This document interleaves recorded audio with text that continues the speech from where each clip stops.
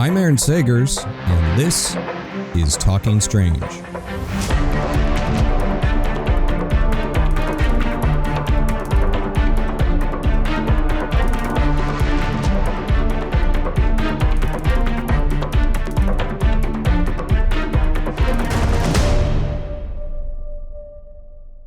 Hey there, spooky nerds, and welcome to Talking Strange, a paranormal pop culture show with the Den of Geek Network.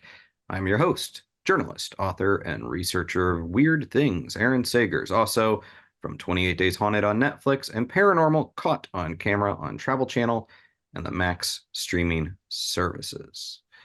So seances, paranormal investigations, fortune-telling, and other spiritualist practices. We talked about these things on the show before, and they're topics that I happen to love, but these things also define the Victorian era and continue to shape our world today. And in the time of Jack the Ripper, A Christmas Carol, Dracula, and Edgar Allan Poe, spiritualism and the supernatural were cultural touchpoints.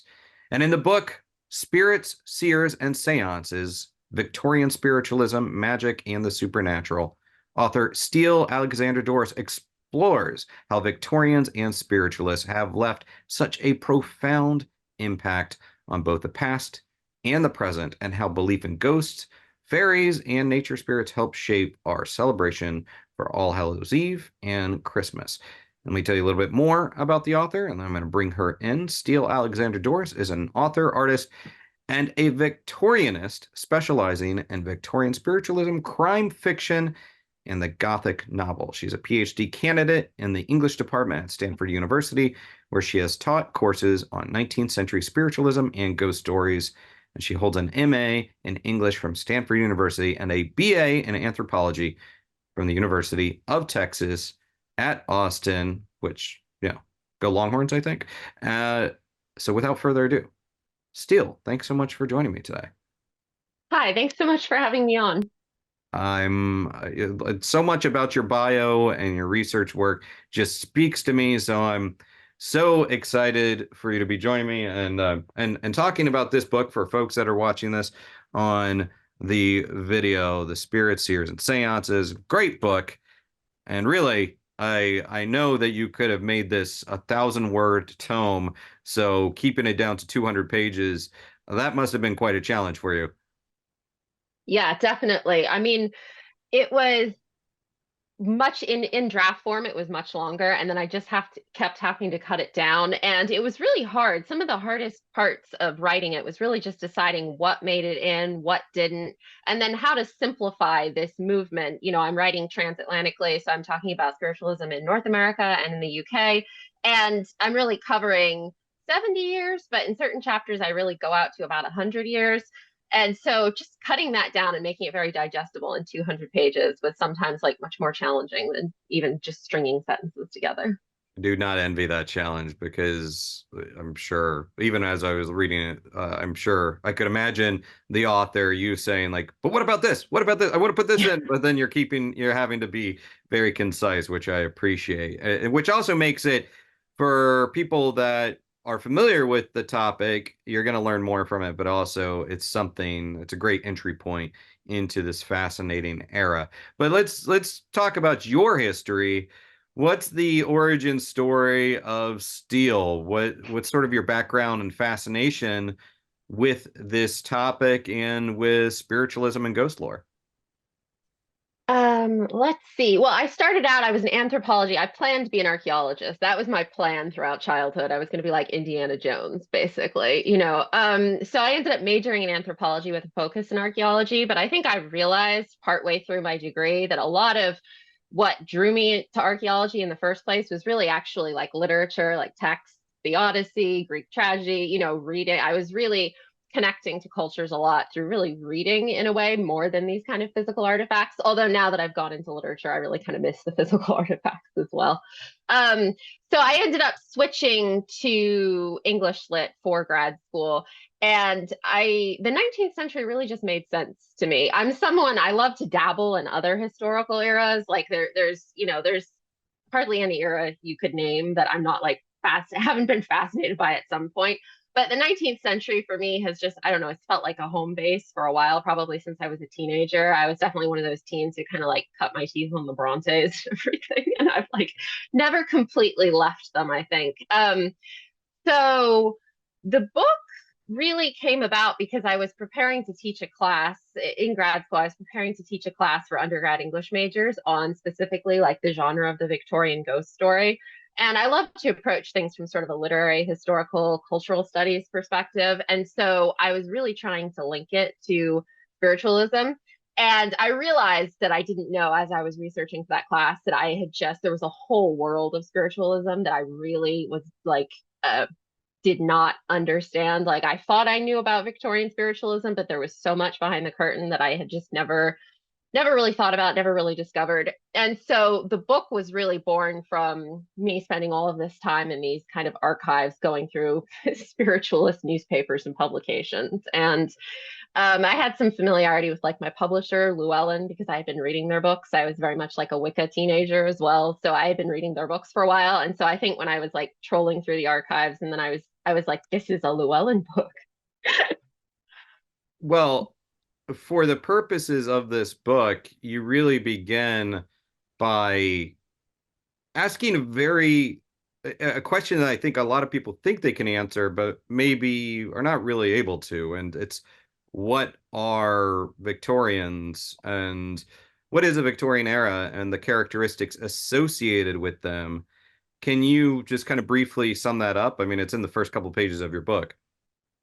Absolutely. So I'm sort of using, there are a few different groups of people you could sort of be referring to when you refer to the Victorians. I'm using a looser definition of the Victorians, which is what I sort of flag in the early pages of the book. So I'm speaking transatlantically about the Victorians.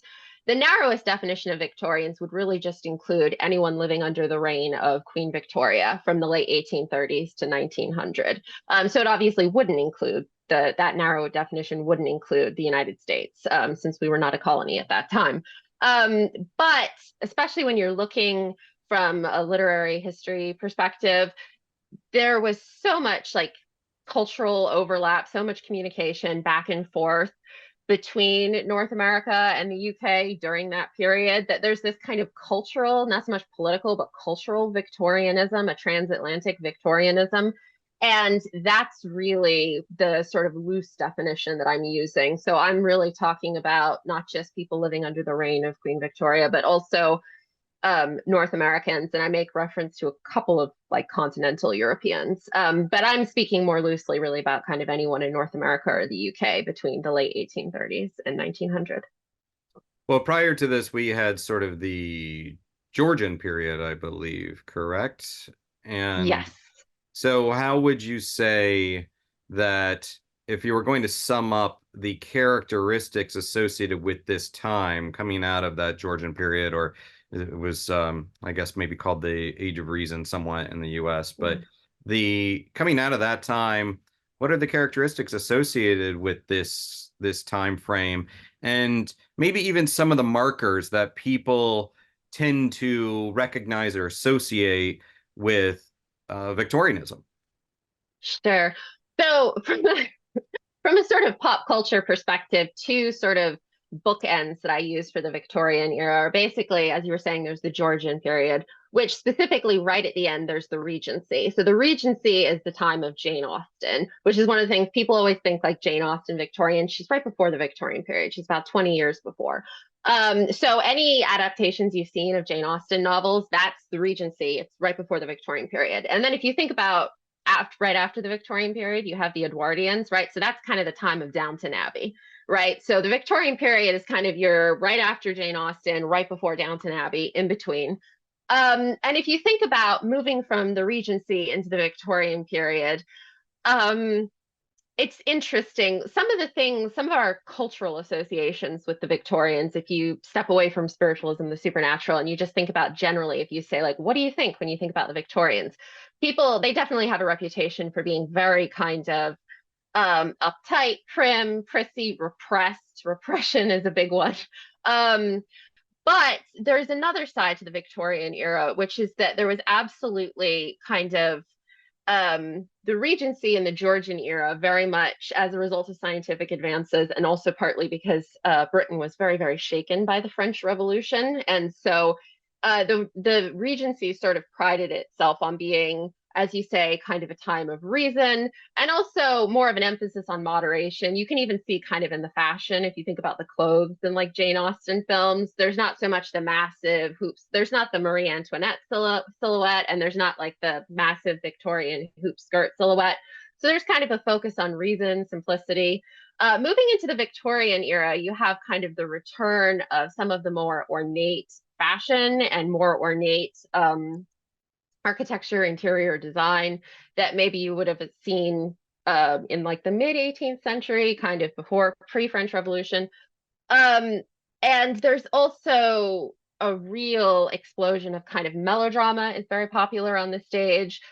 Sentimental novels, like if you think about the novels of Dickens, there's like a lot of sentimentalism, a lot of emotion. So even though they're associated a lot of times with this kind of like extreme sexual repression and codes of conduct and, kind of these grandmotherly Victorians, there's this other side that they were also, very kind of emotional, maybe more religious in certain ways. That's complicated, but and they had obviously this real turn towards the supernatural in the 19th century, which is what a lot of the book is about.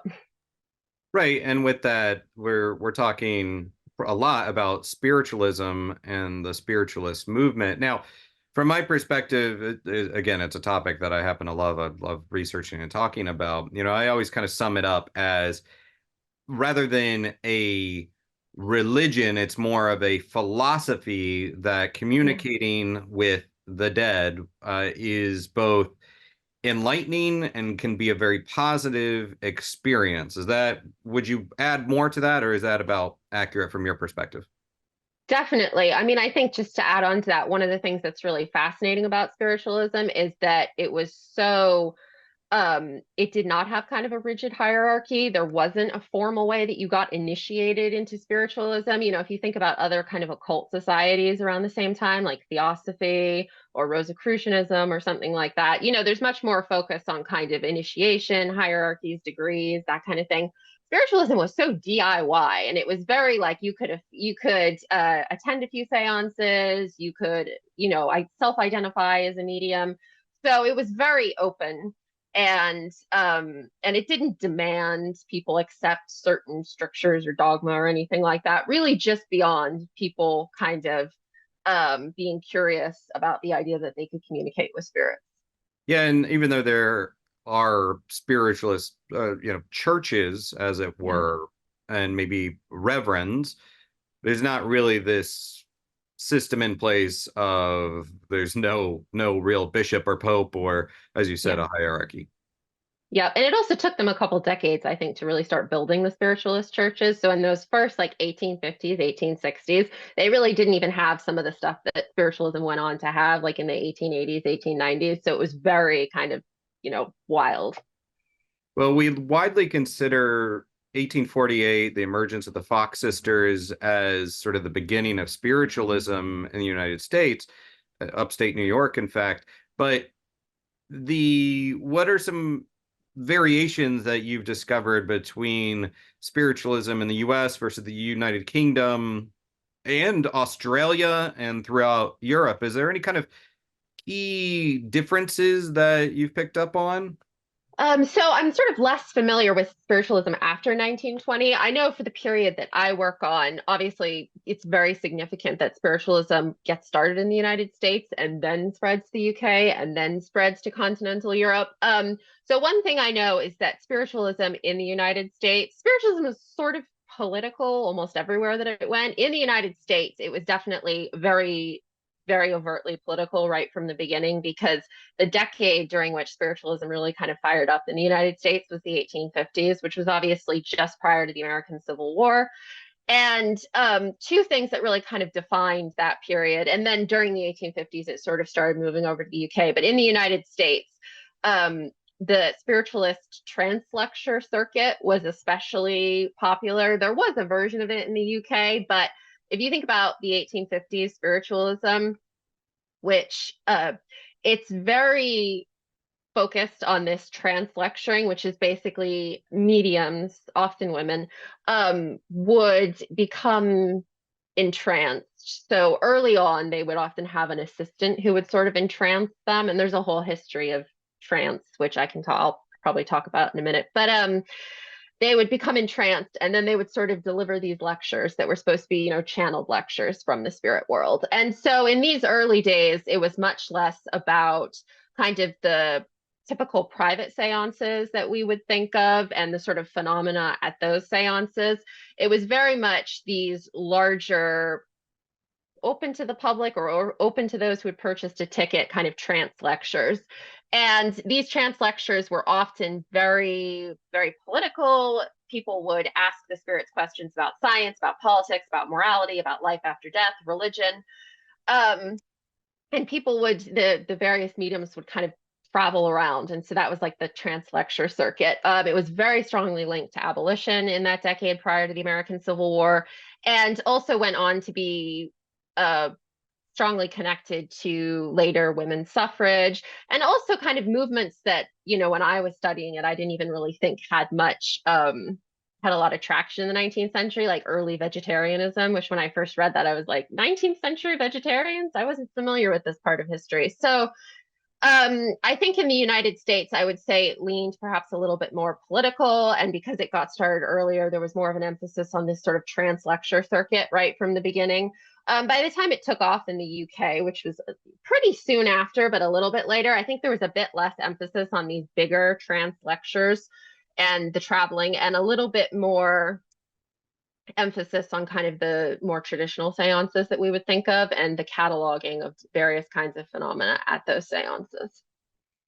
So we see as spiritualism is kind of picking up that it's filling, crowds are gathering, they're taking part in these either seances, people on stage, or mesmerism on stage, and so people are gathering to witness this, maybe partially because of entertainment, partially because they're believers, maybe they just need to kill some time on a Friday night or whatever.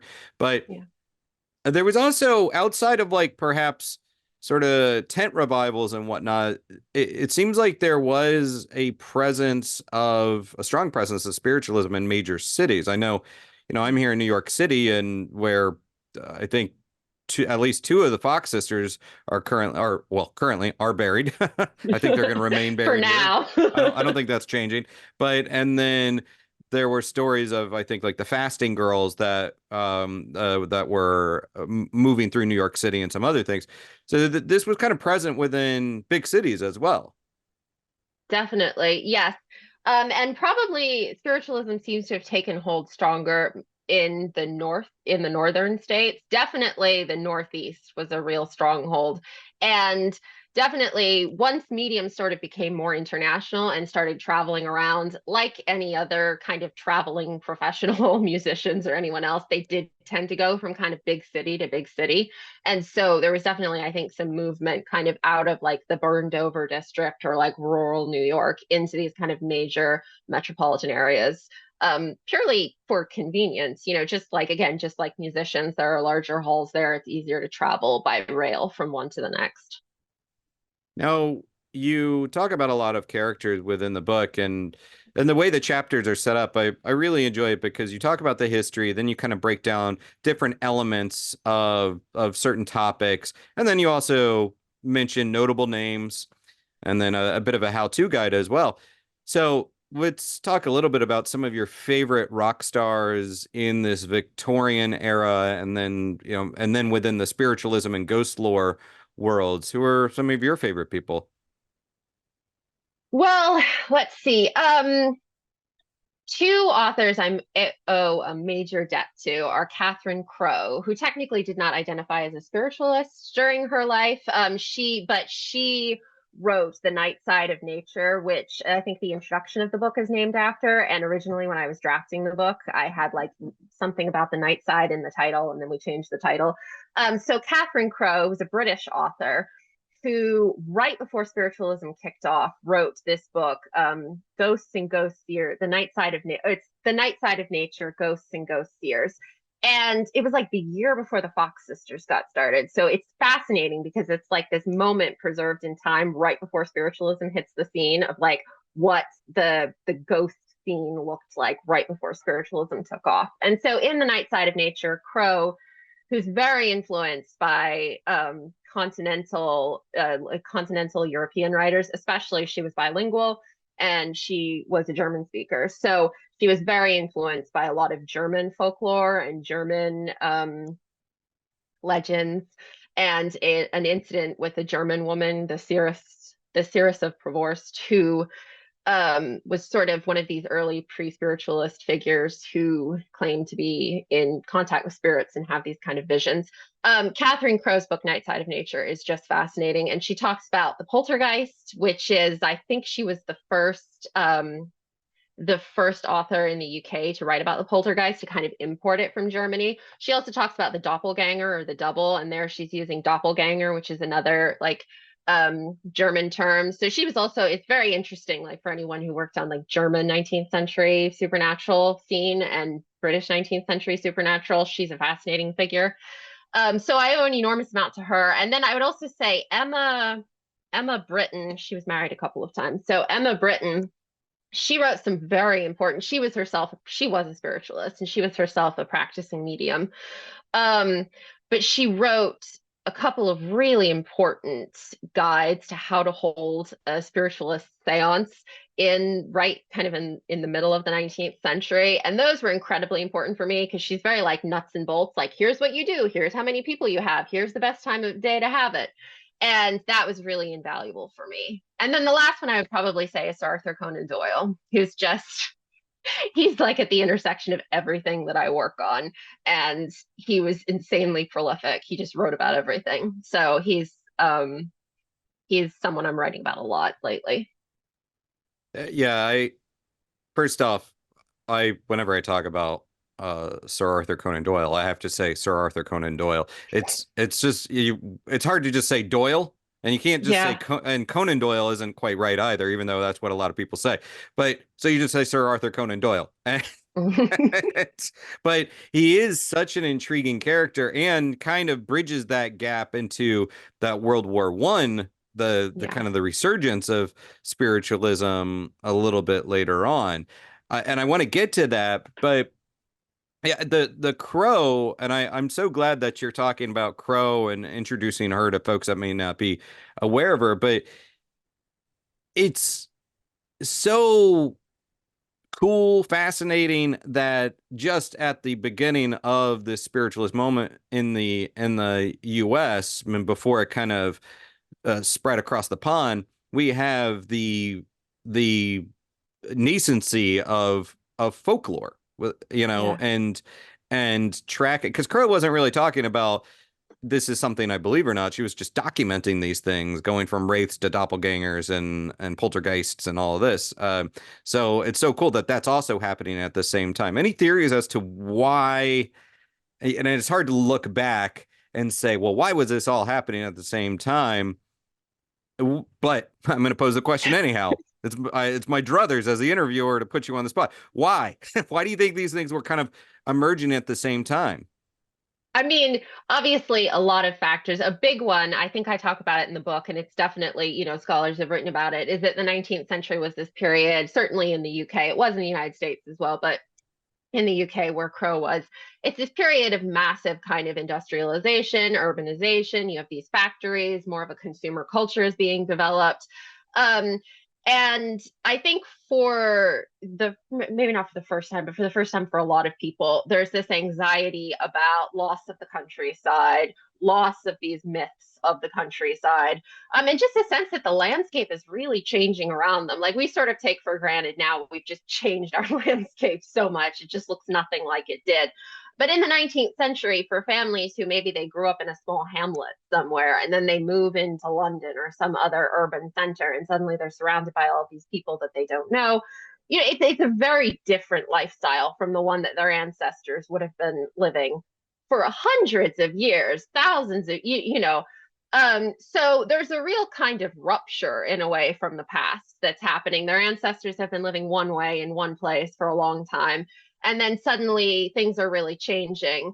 And one of the reasons I connect with the Victorians is because I think, we're living in this time of like rapid technological innovation. And so I think to us, sometimes the 19th century seems sort of quaint, but for them, it was frightening. And, technology was exciting, but frightening. And technology was evolving really, really rapidly. And so I think they had a lot of similar anxieties. And I think this turn towards folklore is definitely part of an attempt to, I think, hold on to the past, to connect to the past. And I think they're really realizing for the first time that if someone doesn't write these stories down, they might actually lose this. Like some of this might really be lost. Yeah, I think there's kind of a parallel to be drawn there with, and you do talk about Christmas traditions and you talk about Dickens, but even Dickens, like during a time of industrialization in London, Yeah. he's telling ghost stories during Christmas, which is harkening back to the English country Christmases of his youth, when things were a little bit better for him. So even he is kind of bringing is looking to this time that was lost, right? Yeah, definitely. Dickens is really fascinating when you think about Christmas because he had Dickens is like everywhere in the 19th century. And he played like at one level, he's doing what you're saying, he's sort of conjuring up the past. There's this, literally in A Christmas Carol, there's the ghost of Christmas past. So there's this sense that of touching the past, going into the past, being rooted in the past. But in another way, like Christmas had never before been the massive holiday that it became in the 19th century. And Dickens was very involved in in boosting Christmas's profile, essentially. We always hear about A Christmas Carol, but Dickens, obviously, he ran newspapers himself, he ran periodicals himself. And he went on for years after that. He would kind of get other authors together and they would do like a collection of ghost stories around Christmas. So even after A Christmas Carol, he really continued kind of on an annual basis to sort of push the Christmas ghost stories and organize collections of Christmas ghost stories. And he helped popularize the tradition of giving like books of ghost stories at Christmas. So on one level, he's kind of connecting to like the old Christmas, but in another level, he's kind of doing that to sort of create like a Christmas that's kind of bigger than Christmas had ever been before, in a sense, which is really fascinating. And that secular yet charitable, goodwill nature Yeah. of Christmas as well. So along with these kind of characters, there's a lot that you're already familiar with. There's a lot that, people may be aware of, certainly, Sir Arthur Conan Doyle. But anyone new that you locked on to, or maybe even a topic that you kind of locked onto that you just weren't so familiar with that really you wanted to sink your teeth into? Yes, definitely a few. One thing, he's not the main one, but I'll just name check him quickly because I kind of love him now. Dr. Mesmer, I did not know before I was doing research, really, the history of Dr. Mesmer, that mesmerism came from the name Dr. Mesmer. And the entire history of mesmerism is just really fascinating, how it evolved into hypnotism, all of that. So Dr. Mesmer, definitely. But the biggest one I would probably say is really, I talk about the couple, William and Elizabeth Denton, who are Americans. They're American spiritualists. And they were specifically really interested in psychometry, which I have a section on in the book. But basically, the idea that you can energetically like read the history of objects by coming into contact with them. So, especially, I write a little bit about psychometry as the Victorians thought about using it for criminal investigation. So, for example, the idea that you could go to a murder scene, pick up the knife that was used to murder someone, and get like a flash of who did the murder, of the murder. And I knew a little bit about psychometry, but I didn't really. The way that the Victorians thought about it is really interesting because they weren't just interested in the idea of psychometry to read about the recent past. They were very interested in psychometry and archaeology, psychometry and geology, psychometry and paleontology. And so, which is partly because the 19th century is the century that all of the kind of ology fields, anthropology, archaeology, paleontology, really kind of kicked into gear, solidified. And they were just really fascinated by those fields in the 19th century. So they liked the idea that like you could actually like pick up a fossil and see a vision of the dinosaur. You know, like they were really like the Dentons were really interested in like what if we can actually use this to be better paleontologists or something. And as someone with kind of a background in archaeology and I collected fossils as a kid, I was like, this is amazing. So it was probably one of my favorite sections to research and write about in the book for sure. And a tidbit that I was not aware of, or maybe I don't know, just hadn't lodged in my brain. But you talk about I was familiar with mesmer and mesmerism, but Yeah. the phrase of animal magnetism really comes from Yeah. mesmer, and we're using it in a very different way these days, as Yes. opposed to invisible magnetic fluids in our bodies that controls our health. Since you mentioned psychometry, you also throughout the book you talk about automatic writing, mesmerism, hypnotism, clairvoyance, cartomancy. I can't say it. Cartomancy. And there we go. It's like one of those words that you don't say a lot out loud, but you know what it is. Yeah. Cartomancy. And so on. So what were some of the kind of break down some of the things that you wanted to highlight? And also the this notion of the how-to guides, how to do it yourself, because that's an interesting element to the book. So talk about some of those.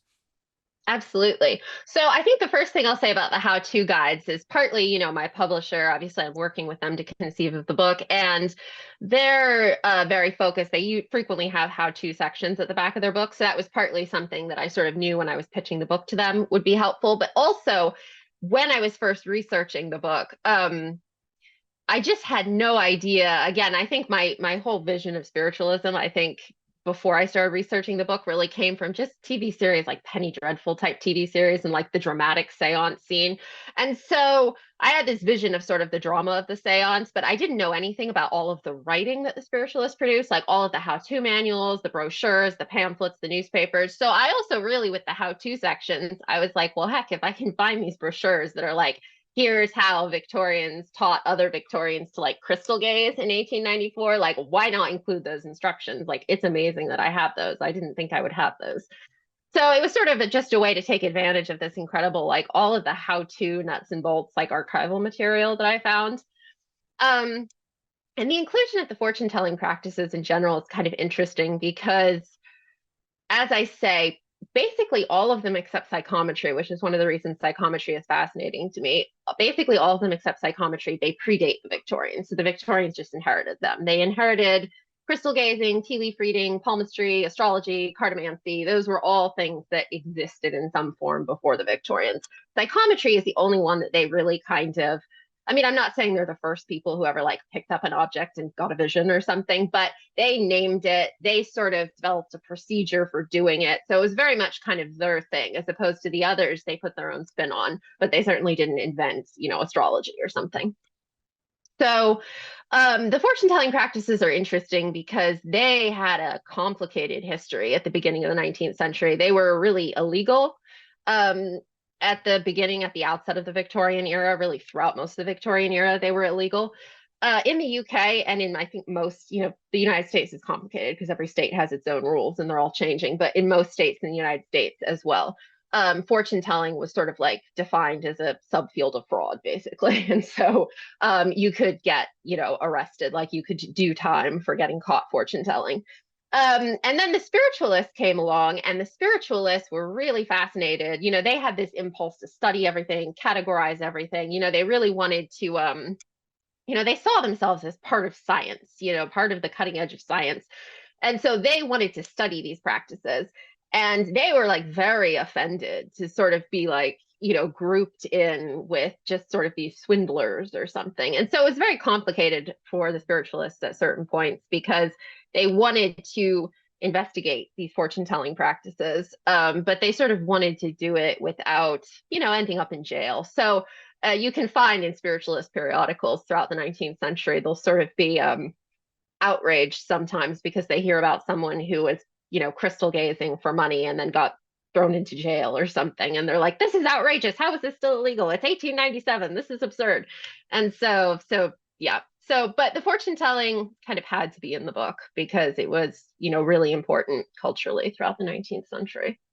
Just out of curiosity, you do talk about automatic writing planchettes Yeah. and that those predated talking boards and then Ouija boards. But there's not a lot of ink spilled on the Ouija boards and talking board topic so much. What was Yeah. kind of the decision behind that?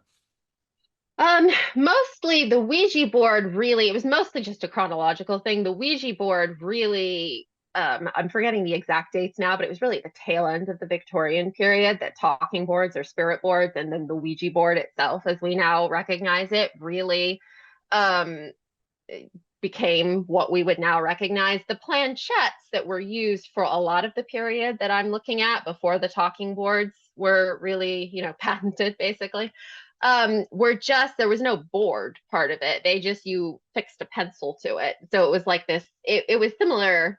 I know you've already read the book, so you already knew, but for viewers, the planchette was similarly kind of heart shaped, but instead of sliding around on a board, you fixed a pencil to it, and so people could all put their hands on the planchette as we would now with a spirit board, but they could actually write or draw freehand essentially. So it did have a little more flexibility. Like the talking boards were kind of easier, and they sort of commodified it in a certain way. But the original planchettes actually gave people a little more freedom, because if they were interested in like automatic drawing or things like that, you could really do that with the pencil planchettes in a way that you couldn't with the later talking board planchettes. So those were more popular during the period that that I'm looking at in the book. And then as those kind of fell out of favor, the talking boards suddenly with the planchettes, as we now recognize, emerged, and then very quickly the Ouija board was patented, and they became a phenomenon really quickly and kind of remain obviously really iconic to this day. Yeah, and I've seen some of those automatic writing planchettes in person. They're really cool to see up close, and you definitely see like, yeah, these things they were around before we got to the William Fold and then later Milton Bradley and Hasbro Ouija boards planchettes. But the I often when I talk about the Fox sisters, I kind of call them the Kardashians of their time, and the sort of reality TV stars that could fill a room, or really, yeah, any kind of celebrity that goes out there and goes on tour, fills auditoriums, and then over time they face scandals, and some Yeah. folks deal with substance abuse, and then the band breaks Yeah. up, and it's this. Even though it happened more than 100 years ago, it's stuff that we can kind of recognize and tap into now.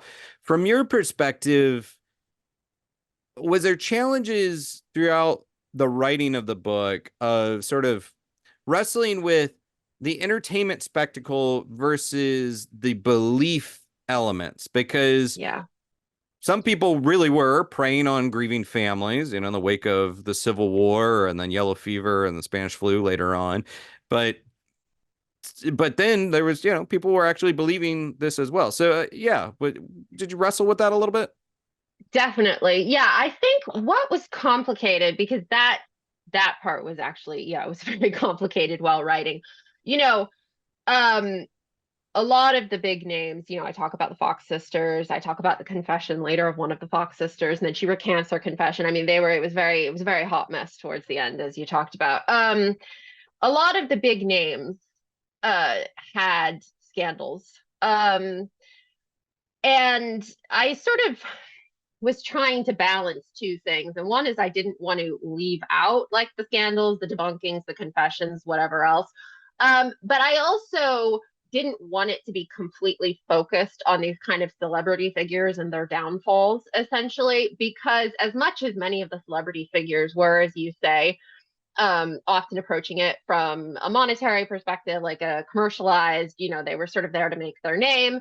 And for some of them, the 19th century was a hard time to make a living, especially for women. It was a really hard time to make a living. So some of them, I'm not even going to begrudge them. Some of them I do, but some of their behavior, I won't even necessarily begrudge them as a 21st century woman looking back. But spiritualism was also a movement that attracted millions of people. It attracted, I think, millions, if globally millions. And obviously, the overwhelming majority of those people were not making any money off of it, right? For them, it was something that they were drawn to for any number of reasons. And so I didn't want to focus so much on sort of the, again, the high profile scandals and the ones who are making a lot of money off of it, and then, maybe confessed later to swindling people. Because then I felt like it would maybe detract from my ability to cover sort of I wanted really with the book, I think, to give a sense of like, if you were a Victorian and you had a Victorian friend who was really into spiritualism, not a Fox sister, not a big celebrity figure, but just an ordinary person who, for whatever reason, is really captivated by spiritualism. And they're making no money off of it, but it's really important to them and they've really become involved in the movement. Like, what would they be drawn to about the movement? What is it speaking to in them? And how are they spending their time in the movement? And I was worried if I spent too much time on, as you say, kind of the Kardashians of the spiritualism movement, that I would kind of take away from that perspective. But it is hard because then if you don't spend too much time on the debunkings, people are like, oh my God, but these people, they were debunked and you don't talk about it. And so it's a hard balance. And I didn't want it to become like a debunking book. So it was definitely a hard balance. And I think it's one of those things, sometimes when you write something, you just have to accept that like you're going to do your best to strike the right balance, but it's not going to be perfect. It couldn't be perfect. And you kind of have to, at a certain point, like detach from it, publish it, and sort of move on. And I think that's what I had to do with this book. I sort of gave it my best effort. Yeah, And well, and we're talking about adding hundreds of pages when you are going through every individual case. That said, I just from your research and all the material that you've consumed, obviously you have characters like William Mumler, spirit yeah. photographer, and by and large, roundly considered to be a fraud, even though nobody could actually prove entirely how he was doing it. But have you seen, so you have Mumler, you have like these cases of ectoplasm, a lot of cases which were like cheesecloth that were dipped in Yeah. like oil or whatever and being regurgitated via string or whatever. Throughout any of that, do you think that you've encountered either an example of ectoplasm or spirit photography that has left you personally, Steele, saying, okay, well, maybe that case right there was actually something possibly legit? Ectoplasm and spirit photography are not really my two. Like yeah, the ectoplasm and the spirit. So the ectoplasm became very much a thing towards the end of the 19th century spiritualist movement, around the same time that materialization seances, which were when people said that they could like make a full figured like person materialize in the room, also became popular. Those were deeply, deeply theatrical. In fact, there's a really good book by Amy Lehman that's about kind of the theatrical side of spiritualism. I can't remember the whole title now. I don't see it on the shelf, but and those, in a lot of ways, were much more, I think, influenced and inflected by sort of Victorian theatrical culture at the time. So it's much more kind of, yeah, it's much more like performance studies, theatrics in a lot of ways. And the spirit photography, similarly, I think a lot of times when I see those old spirit photographs, I mean, I'm not an expert in photography, but I know something about Photoshop anyway now, but I'm not an expert in 19th century photography, but I can kind of imagine that someone who would be able to sort of figure out, what might have been done. I think for me, the aspects of spiritualism that I find sort of most fascinating, most compelling are the ones that are a little less focused on material like phenomena, so like spirit photographs and ectoplasm, and a lot more of the channeled work, the automatism. I think it's also for me as a writer and an artist. I think I have that experience of kind of getting into creative flow. And even if you're not someone who's interested in like religion or spiritualism or channeling or in any capacity, there are moments when the words are just coming or the art is kind of coming and it feels different from maybe other times that you're working. And so I think for me, the channeled communication, the channeled trances, a lot of that is much more interesting and compelling. And for me, feels more like you can make a case for it being, a very like spiritual experience versus some of the more outlandish, showy, theatrical stuff. For me, a lot of times just I can see so many other aspects of Victorian culture that it's kind of coming from that it feels more like a medley of those aspects of Victorian culture and less kind of a spiritual thing. But the automatic writing, automatic art, and some of the channeled speech, I think trance and creation is just very interesting to me in general. So we have this boom time and during the Civil War and in the wake of the Civil War where spiritualism is quite big in the US and then and elsewhere. And then it kind of peters out a little bit, partially Mm. due to the scandals Yeah. and maybe people coming to terms with death or looking at death in a different way. Actually, probably definitely not coming to terms with death, but maybe just being separated from it more and more. But this is slightly outside of the purview of the book, but I'm wondering if you could help connect the dots to the beginning of the 20th or the 20th century, the first couple decades of the 20th century. We have World War One, we have the Spanish flu, and then we have guys like Conan Doyle, as we said, that or Doyle, Sir Arthur Conan Doyle, still sticking around. And that Yeah. as this spiritualism experiences a little bit more of a resurgence because it didn't Yeah. entirely go away.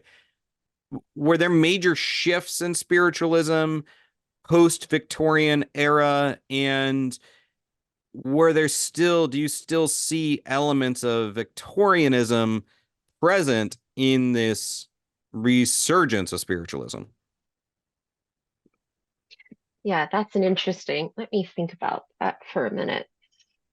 Um, In a way, it would seem like you, because you have someone like Sir Arthur Conan Doyle, he's bridging that gap and he's kind of bringing his older school philosophies, into the 20th century, and he's experienced more tragedy, I think, at this point personally.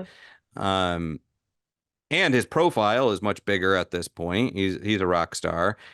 yeah, Yeah, you have this kind of frenemy back and forth relationship with Harry Houdini, which makes for great, not great TV, but great newsreels and newspaper clippings. Um, yeah, but yeah.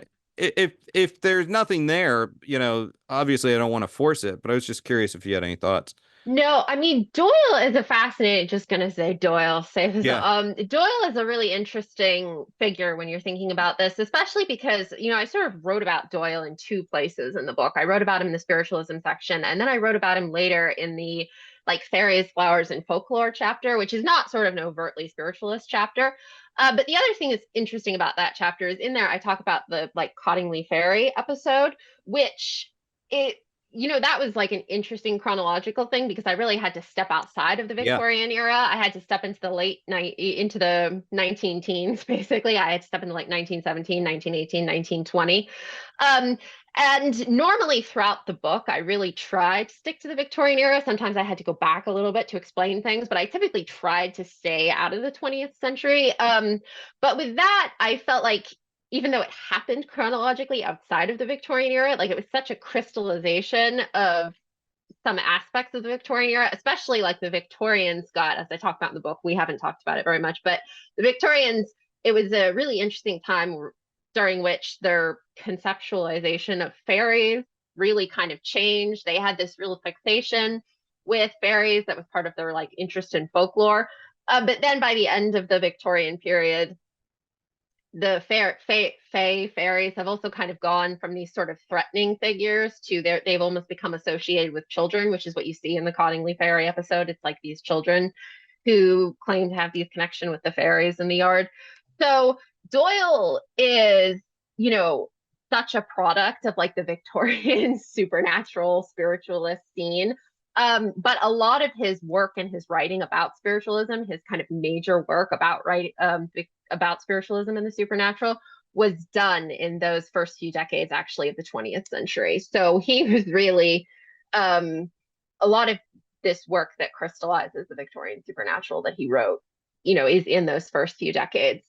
I would also say, in general, the early 20th century versus the Victorian era, the attitude of like mainstream scientific establishments had definitely changed in those first couple decades of the 20th century.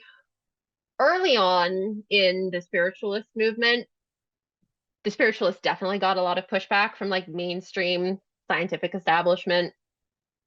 But it was such a time of change and spiritualism was so new that I think they still had like more doctors and more figures in the medical establishment or in the scientific establishment who were curious at least or prepared to kind of hear them out. After those scandals like the Fox sisters, and there were a few other high profile ones in the late 19th century, and also by then spiritualism had been around for a while, mainstream medical and scientific establishments really kind of ran out of patience with the spiritualist movement at that point. So the first few decades of the 20th century, you're seeing a lot fewer kind of doctors and scientists with academic backgrounds kind of prepared to entertain spiritualist ideas. There are still some, but it makes them much, much more fringe even than it would have in the 19th century. So that like gap between mainstream scientific establishment and spiritualist inquiry is really widening. And you can really see that in the first few decades of the 20th century. Yeah, I mean, like with Doyle, is like he was by the time we enter into the first few decades of the 20th century, he's able to flex a little bit with his Yeah. celebrity, and that's when he starts writing about it, but also being a big booster behind certain mediums that ended up, either getting pretty roundly discredited or what it's like all the drama that was happening was suddenly higher profile because media was expanding at that point as well. And then I guess, I mean, you really have at that point sort of the emergence of and you talk about this, the ghost hunting groups, the Yeah. Institute for Psychical Research, right, in London, Yeah. which is still in operation. Like, so these so-called learned gentlemen and whatnot that are exploring what is now known as the paranormal. Yeah. Um, it's do you let's kind of jump ahead a little bit because you note in the book that although there was some association between religious groups, organized religion and spiritualism, by and large, there wasn't too much. You could Yeah. be a Christian or I don't know about if you're a Catholic and still observe spiritualism. Church was not so into it, but people are still doing it. And then you look at a millennia, or not a millennia, a century later, not a millennia, and you have the emergence of like Wicca and fascination with the Yeah. occult. And then you have very much organized religion coming out, stoking moral panic and satanic Yeah. panic. Um, I guess my question related to that is like, why do you, why would you think in the old timey times that there was less of an outrage from the organized religion versus kind of, the late 70s, late 60s, 70s, and 80s with the satanic panic and moral panic that we see and continue to see, honestly? Yeah. No, that's a really interesting question. I'm going to give a slow answer because I'm still sort of thinking about it. Um, One of the things that I talk about in the book that's sort of interesting about the, and I talk especially about the women who are involved in the spiritualist movement as mediums, is that it comes at this very specific, interesting time when it's actually safe to do that, right? Because if you think about a couple centuries earlier, if you go around as a woman, like talking about like the spirits are talking to you, you can see this here, listen, I'm going to close my eyes and channel the spirits. Um, every once in a while they're able to get away with like they're a religious seer, but in most circumstances like they're a witch, they're in trouble. You don't necessarily want to go around advertising that. So the Victorian spiritualism came about in this really interesting time when it became safe, and there's a lot of potential reasons. I'll try to think of one or two in particular that I really feel strongly about, but it became sort of safe for women to explore these kind of alternative spiritualities. And there's definitely pushback from mainstream religion. I can find kind of debates in 19th century newspapers where, religious, like, you know, figures are kind of writing in and saying, well, what if you're talking to demons? What if you're talking to demons? This is obviously satanic. Um, but there's not a lot of evidence of real panic when we like compared to as you're talking about like the satanic panic. So there's concerns, kind of very extreme religious figures are definitely like raising issues, but the panic that we think of, if you think about like, a really extreme version of panic would be like that, the witch hunts, early modern witch hunts, or like the satanic panic. The panic is kind of missing, which is funny because the Victorians loved to panic about everything. Like they were anxious about just about everything you can be anxious about.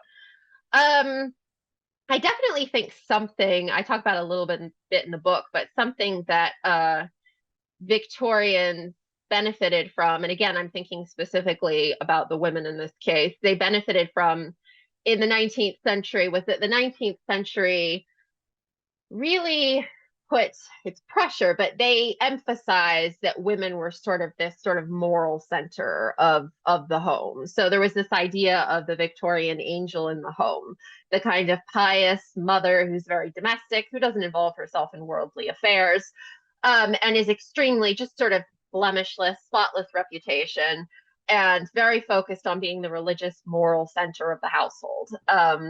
Father's the head of the household, children are there being, educated in this environment, and mom is kind of this angel in the home, basically.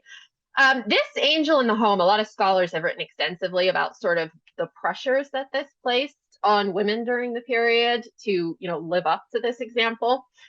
But it also, I think, gave them the opportunity, and Vanessa Dickerson is another academic who wrote a little bit about this. She has a book, Victorian Ghosts in the Noontide. I think it's an academic book about spiritualism and women's rights and ghost stories. It also gave women, I think, the opportunity to sort of say, okay, if I'm more religious, I'm more spiritual, I'm more in tune to this religious side of life, then here's me being spiritual. And then they sort of expressed it through spiritualism. And, that connection, that idea of women being more religious, more pious, more spiritual, that did not exist in, most societies that I'm familiar with in the early modern period. Women were frequently more debauched, more, lustful, more like that was kind of the cultural idea. It was men who were supposed to be kind of, it's very much the Adam and the Eve thing, right? Men were much more likely to be able to like control their urges, women weren't. So that changed going into the 19th century. And then if you go forward 70 or 80 years and you look at kind of the satanic panic, at that point, we're sort of post second wave feminism. We've had increased secularization of society. And I think, again, that kind of link of like, oh, women are more religious, women are more spiritual has kind of been broken, or it doesn't exist the way that it existed in the 19th century. So I think probably why the 19th century was a weirdly safe century for women to do this. And it wasn't entirely safe. And mediums of both, any gender definitely had issues, and, they experienced, some people were prejudiced against them.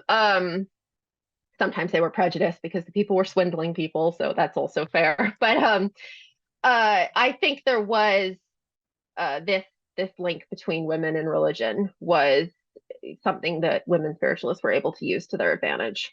So that was a long, slow answer. No, no, parts of it.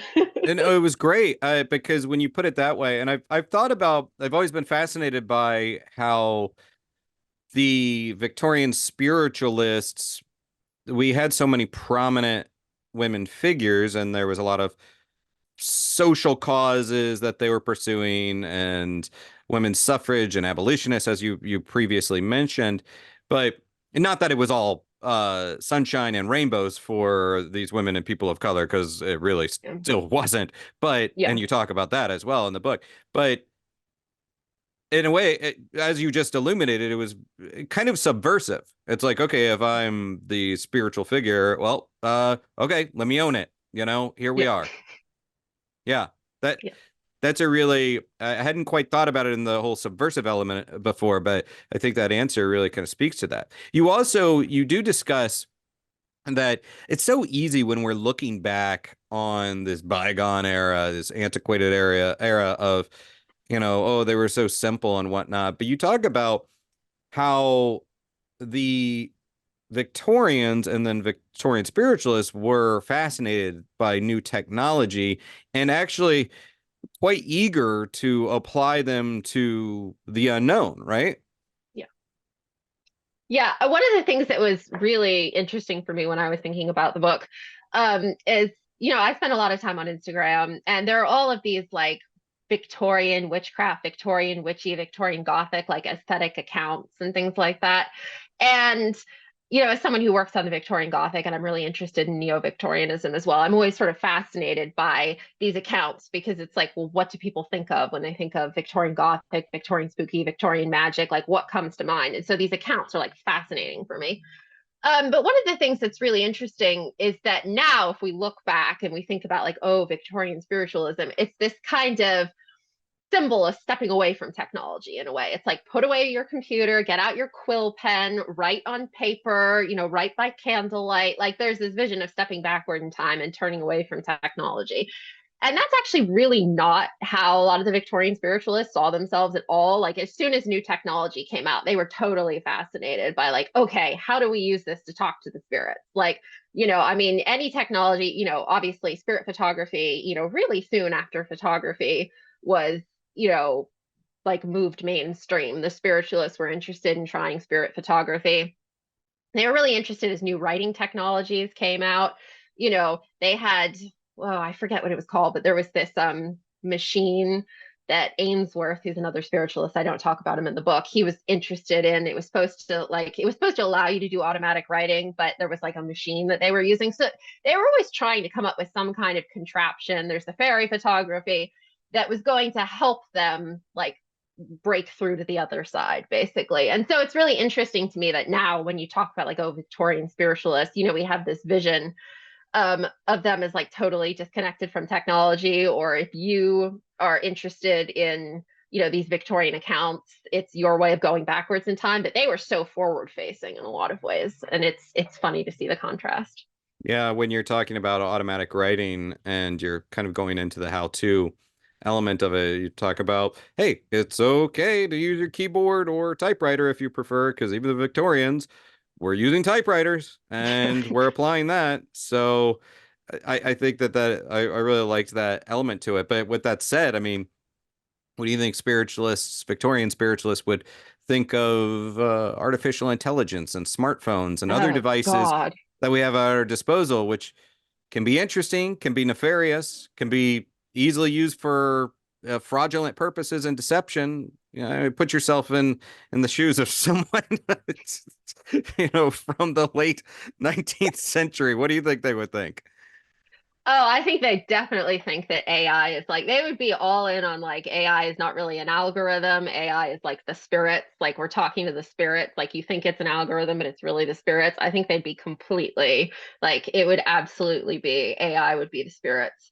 Um, yeah, I mean, it's it's really wild, just all of the changes since then. But I think they would still, yeah, I think they would still be interested in using technology in unexpected ways, and they'd have many more opportunities now because practically every way we use technology these days is an unexpected way.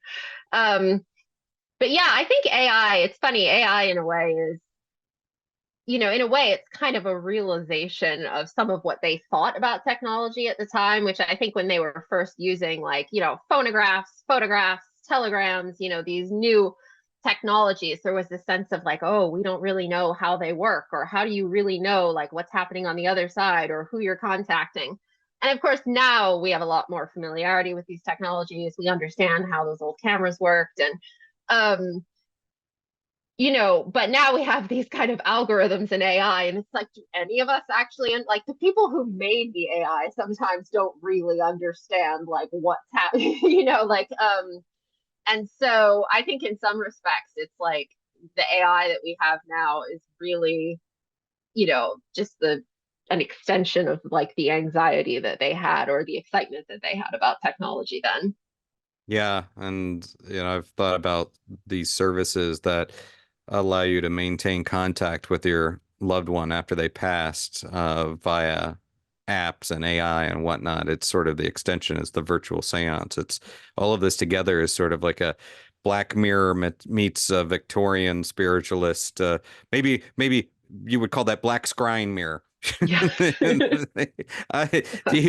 Have you thought about so tracking the paranormal pop culture trends and kind of where we're at and everything old is new again. I looked at sort of the rise of the unscripted, the reality TV paranormal shows in the wake of 9/11, which Yeah. massive trauma.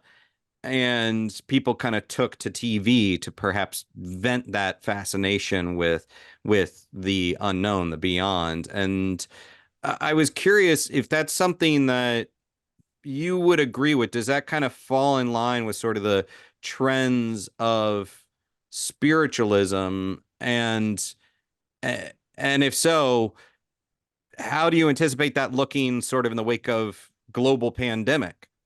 Yeah, I think generally from what I know about Victorian spiritualism, and I talk about, in the book that it sort of get going in the United States, they added a lot of followers right after the American Civil War when so many people had died. And then obviously World War I and the Spanish flu added a lot of people to the movement as well.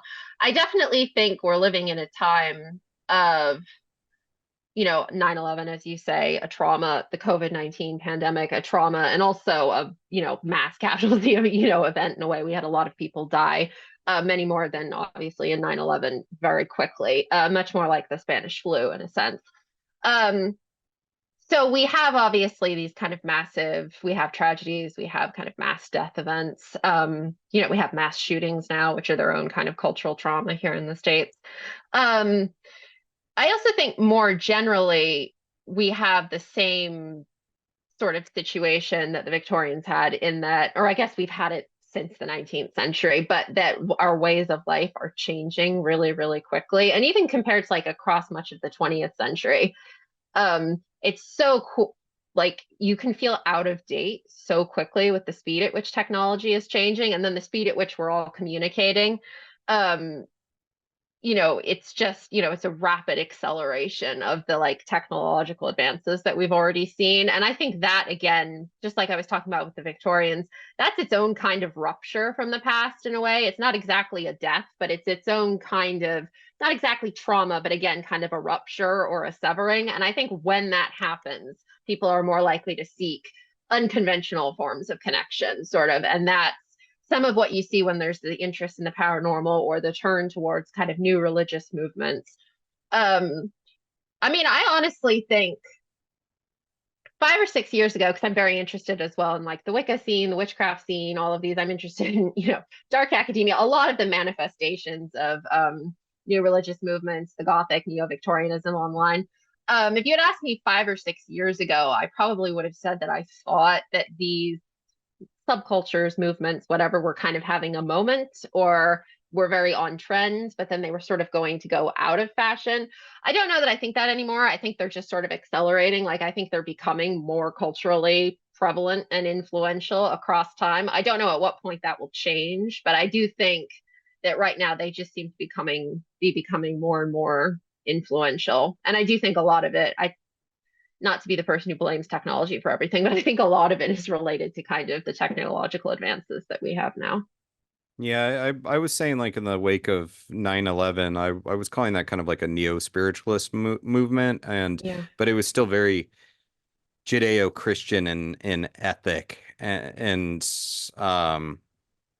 as like we saw sort of this new rise of fascination with the occult, and then like witch talk and things like that, and the wake of COVID-19 pandemic, it seems like there's now this secular expansion and fascination with the deeper realms, combining the folklore with the old world beliefs, pre-Christian beliefs and things like that. And in a way, I guess, I mean, that also harkens back to the Victorians because, talking about fairies, but also talking about elves and goblins and things like that that people are fascinated with, right?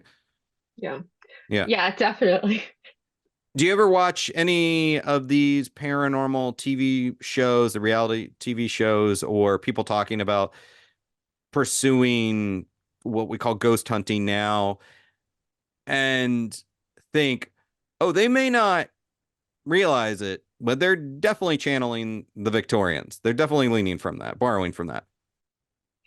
Definitely. I should say, like, a hazard of being a Victorianist and working on a Victorianist dissertation right now is like I see the Victorians everywhere. It's like they're haunting me. So I'm constantly seeing something and I'm like, that's so Victorian. That's Victorian. That's from the 19th century. So it happens in like all areas of my life right now.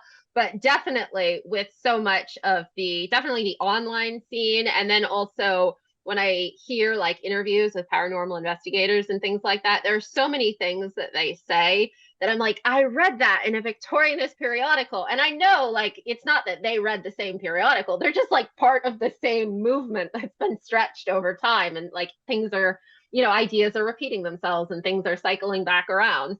And so that's always that's funny and sometimes eerie because, as I said, I see the Victorians everywhere. So Yeah, it's like sort of spooky osmosis, I guess. People are picking up these things that are passed down through time, but the equipment, has changed, and now we got a lot of gadgets. But it you go on a ghost hunt or paranormal investigation, and a lot of the questions are still pretty much what we're basically recreating seances and recreating these trance situations or whatever it is. It's just we've got a new gloss on it.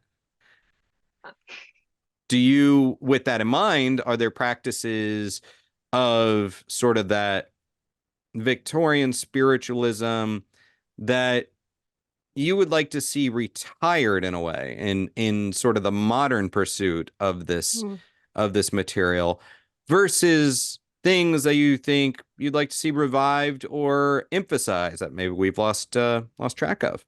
revised or okay, so this is like a very kind of niche from revive like brought back or re-emphasized. I'm sort of sad. I feel like there's still automatic writing. I feel like I see less automatic art in general. Like I'm very interested again in the automatic art, automatic writing things. So that's something I return to a lot.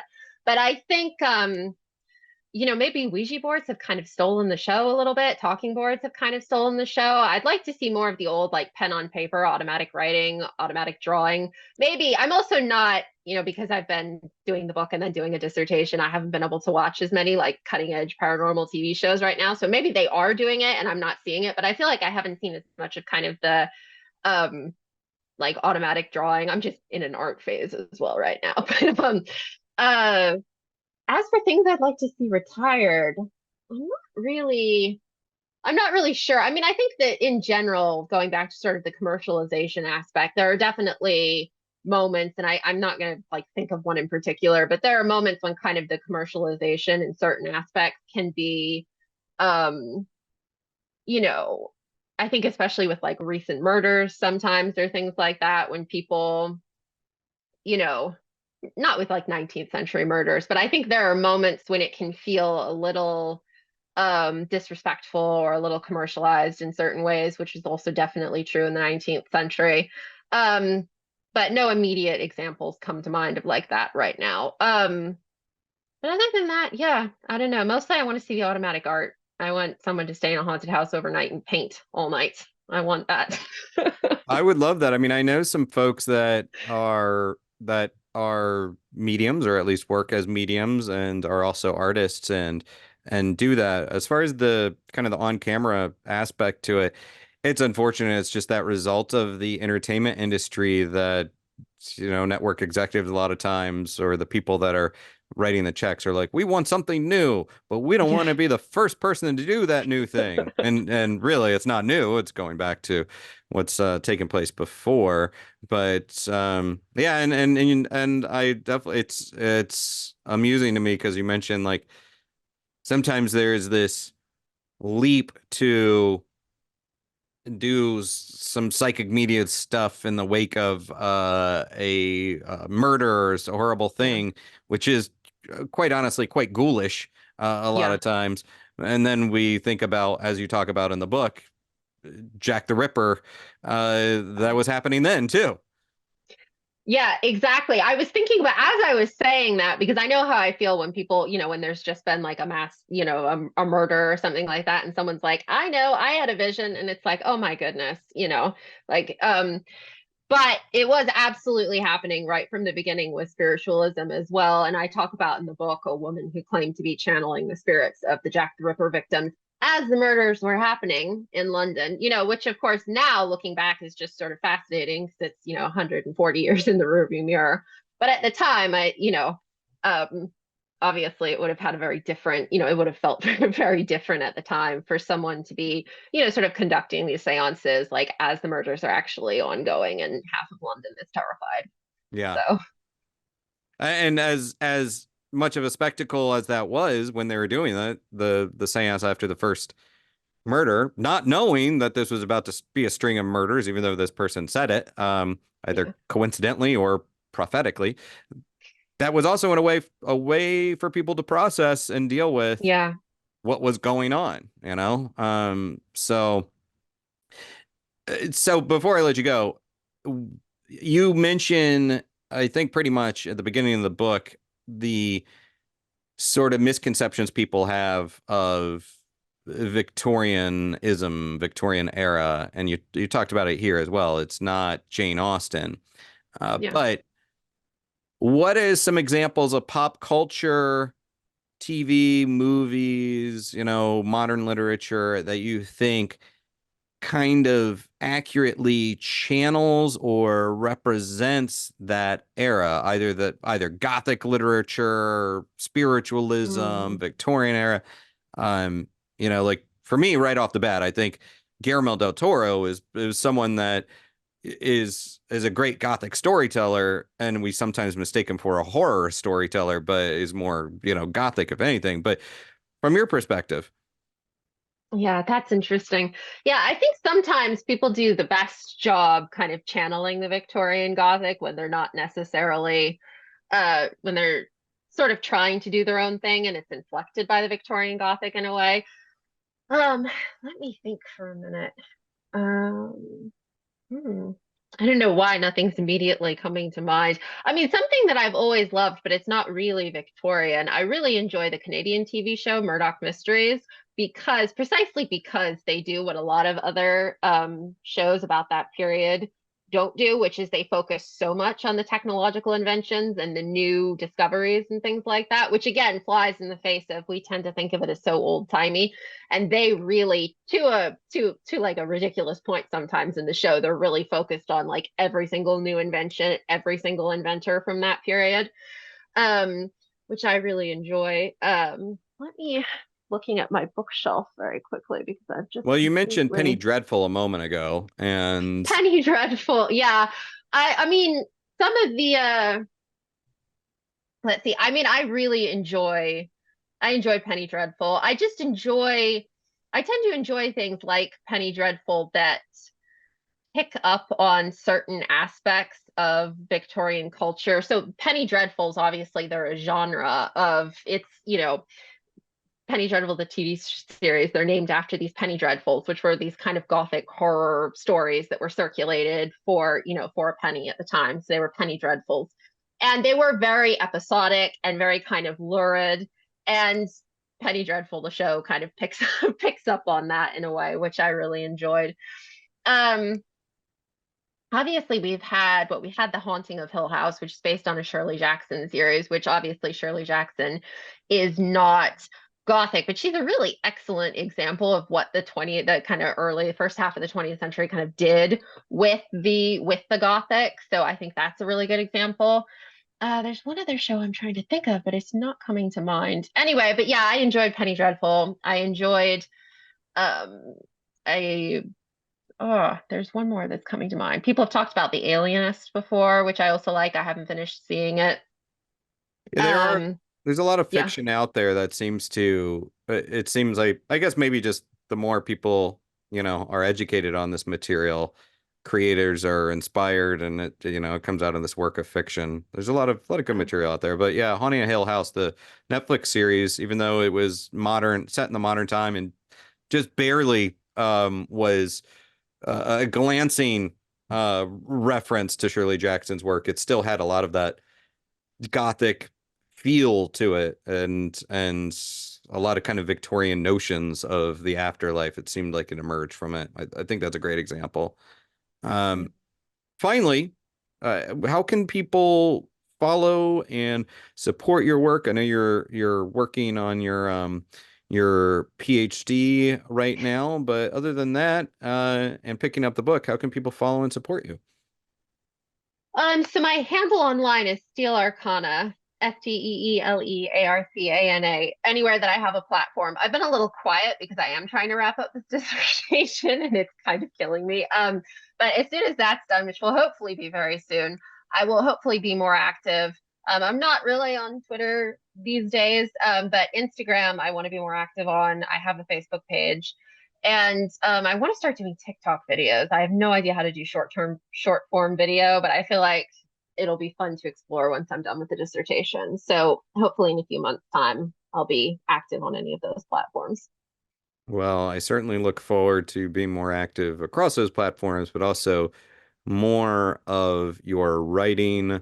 And just I have to again just commend you on such a great book that is, I think, really fun for people that think they already know the material and might even know it quite well, but you're definitely going to glean new information off of this. And definitely it's something that is a great introductory piece for people fascinated with the Victorian era and spiritualism. So I thank you so much for your time today. And my guest is Steele Alexandra Douris, and the book is Spirits, Seers, and Séances, Victorian Spiritualism, Magic, and the Supernatural. And it covers a lot more ground than we even were able to get through today. So do check it out. It's published by Llewellyn, and you can get it wherever you get great books. So get it online, get it in a bookstore. You can find it out there, and I do recommend it. Meanwhile, I am Aaron Sagers, and this has been Talking Strange. And until next time, be kind, stay spooky, and keep it weird.